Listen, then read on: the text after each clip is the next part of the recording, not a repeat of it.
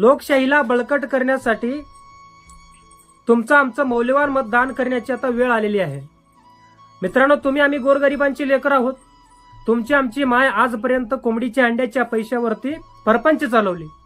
तुमचा आमचा बाप आजपर्यंत सणासुदीला सुद्धा न चुकता कामाला गेला. म्हणून कुठल्या तरी पक्षाचा झेंडा दांडा हातात धरून नेत्याला खांद्यावरती बसवून मिरवण्यापेक्षा मतदानाच्या दिवशी योग्य त्या उमेदवाराची पडताळणी करूनच मतदान करा. कारण या जगामध्ये आमच्या भारत देशाची संस्कृती आणि परंपरा खूप चांगली आहे.